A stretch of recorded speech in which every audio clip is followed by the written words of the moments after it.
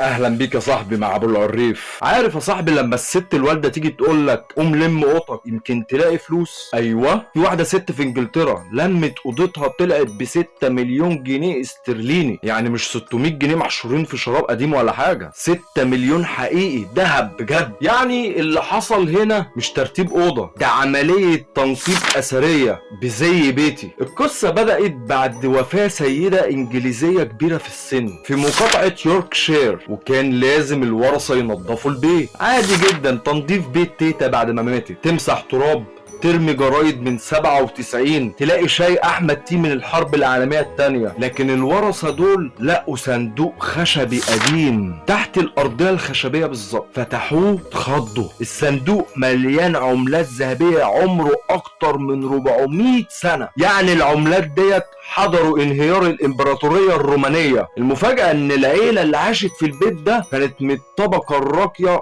في القرن ال17، وكانوا تجار كبار قوي في السوق الانجليزي. احد افراد العيله دي غالبا كان بيشوف الحكومة البريطانية زي اللصوص، فقال لك انا هخبي الفلوس بعيد عنهم وتحت الارض كمان. يعني ببساطة كل ما يبقى في بنوك في بلاطات مخفية تحت الارض.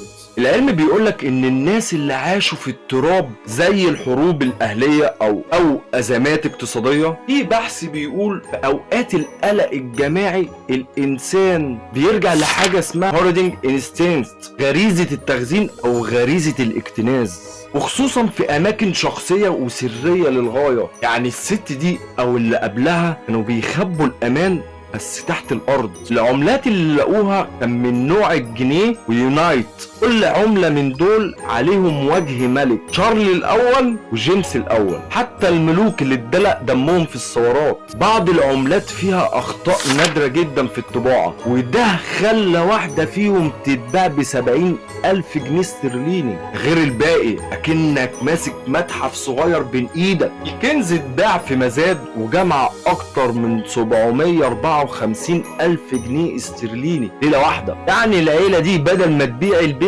باعت اللي تحت البيت. الكنز ده مستخبي من حوالي 400 سنة، اللي خباه مات واللي لقاه جدته ماتت، بس الدهب لسه عايش.